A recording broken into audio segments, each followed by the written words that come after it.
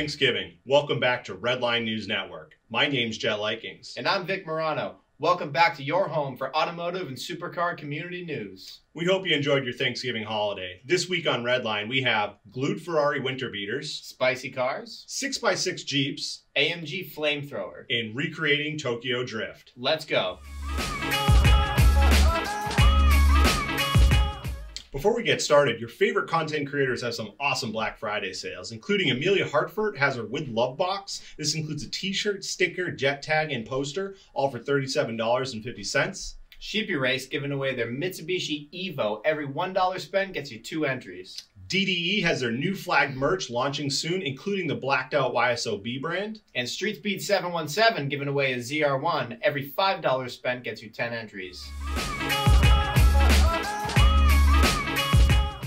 Let's start off this week with a Ferrari winter beater, Daily Driven Exotics. On November 20th, we get the episode and the update with the supercharged Aperta. Now, before they do that, they actually go through the highway through heck with the 488, and they actually break an access panel off of their brand new Ferrari to them. And once they get to the shop, we see a first start on the Aperta with the supercharger. This thing sounds nice. And then they tell us that the wrap is coming soon for the 488. 2 days later, they go through some hidden damage on the Ferrari. Basically, they're ripping this thing apart to get it ready for the wrap, and they find out this thing has some hidden damage, actually. It has some broken pieces, cut panels, panels that have been painted, oversprayed. They actually found some pieces that were glued together. But basically, they think this is probably about $15,000 to $20,000 of hidden damage. And then they reveal the wrap pattern. And then if you've been missing these, Raymond's been doing some funny stuff at the end of the credits.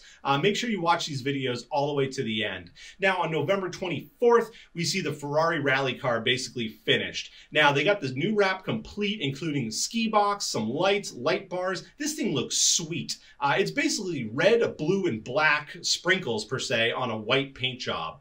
We also learned that Dave's Huracan is cleared to go to the USA, and this is the first time that they actually say it is going to 316 speed to do the work. After that, let the shenanigans begin in the snow. They take the 488 beater and also Mad Whips' Porsche up and down the mountain in the snow. This looks like a ton of fun. And again, wait till post credits to see another Raymond Easter egg.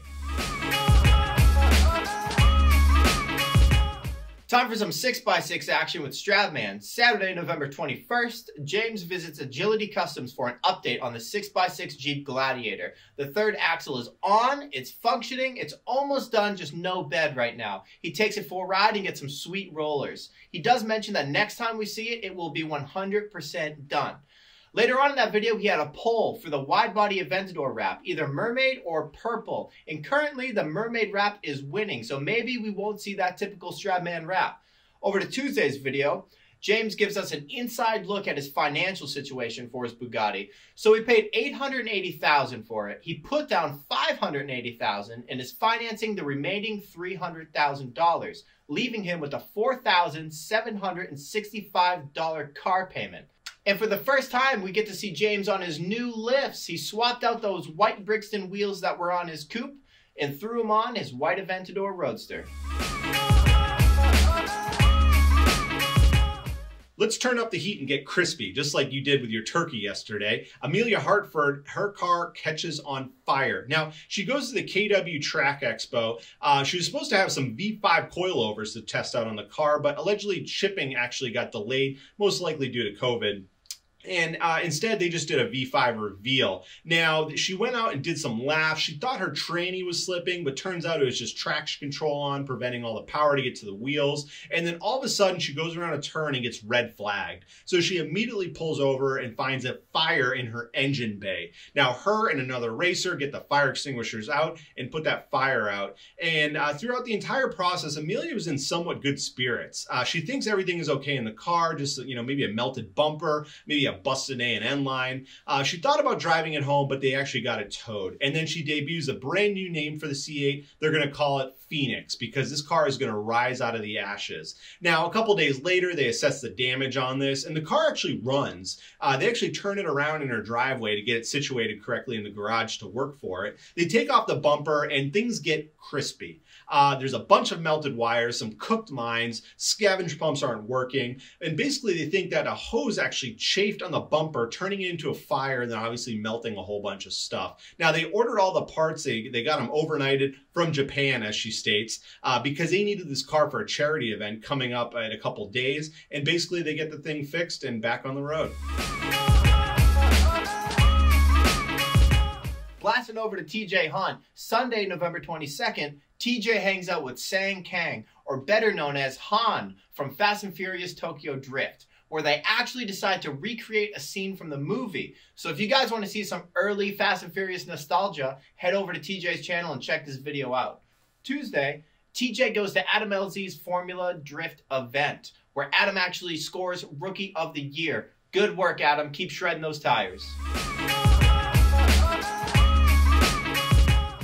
Let's keep things crispy and head on over to Mondi. 2 videos from him this week. The first one actually has his new intro that he's going to be using going forward. And then we get into him saying how he's not a brand guy anymore. Obviously, he was a Lamborghini guy, a Porsche guy, and he's pretty much open to everything now except for McLarens. We then get a GT3 RS update. This thing is going to have 1,200 wheel horsepower coming soon. Probably 6 more weeks at Gentani before it's done. It's also going to come with a new wrap. It's going to be sick and unique, and it's based on the current wheel colors. When the GTR Pro is done getting tuned, Alex gives Mondi a test drive in it, and this thing is stupid fast. I mean, this thing is awesome.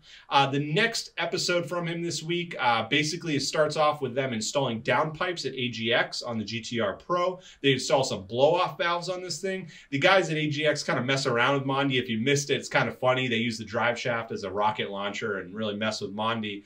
Mondi then goes into state how he's not a STO fan, and then he finishes the episode saying that he just loves this AMG GTR Pro. I mean, every episode he just continues to state how he loves this car, so I don't see this car going anywhere anytime soon. Over to Street Speed 717, Friday, November 20th. If you guys didn't see the last video, Mike jumps his Raptor. Now this time around, he wasn't too impressed with it and decides to one-up himself. His buddy Bailey takes out his backhoe and builds a jump. Not only did they jump it further and higher, they jumped it over a Hummer H1. Check this out. And after all of that, he drives it home on the highway perfectly fine, 0 issues. One video from Sheepy Race this week, and they go through their giveaway Evo. They put the final pieces on it, including the wrap, the forged carbon bits, the seats. This thing looks sweet. Again, you can win this by heading over to sheepybrand.com and putting in your entry by buying merch. And then we learned that they're going to be moving into a new building coming soon, and that they also have a new truck and trailer coming soon. 4 videos from Donut Media this week, 7 perfect project cars that aren't Miatas, how COVID broke our roads, could a car drive to space, and pulling an engine, beginner versus pro.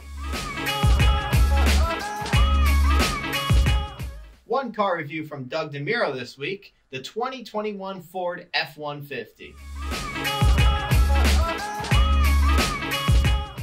5 videos from VinWiki this week, forced to buy the worst M6 on earth, garage-built supercar, racist cars, most insane car show on earth, and exotic test drive nightmares. Our buddy Craig Lieberman had one video this week. He goes through the technical errors from Fast and the Furious. Rich Rebuild had another episode moving forward on the Mini Cooper. Basically, he goes through his powering options on a budget. Now, another typical Rich intro. We love these intros, Rich. Keep them coming. But he goes through different battery options, starting off with regular lead acid batteries like you see in a car today, going all the way to Nissan Leaf batteries. And he does settle on a battery. You're going to have to check out the video to see what he chose. 2 videos from Hoovie's Garage, flipping the Porsche Cayenne S, and also SLS AMG fluid in the wrong place. Thanks for keeping it crispy with Redline News Network. In case you missed it, we have 4 episodes of Taking It to Redline coming soon. 2 in December, 2 in January. This is a new segment from RNN where we deep dive and interview people in the automotive and supercar community. Keep your eyes peeled to our Instagram to see who they are soon. Like, comment, subscribe. And make sure to come back every Friday for new episodes. Until next time, Keep it at Redline.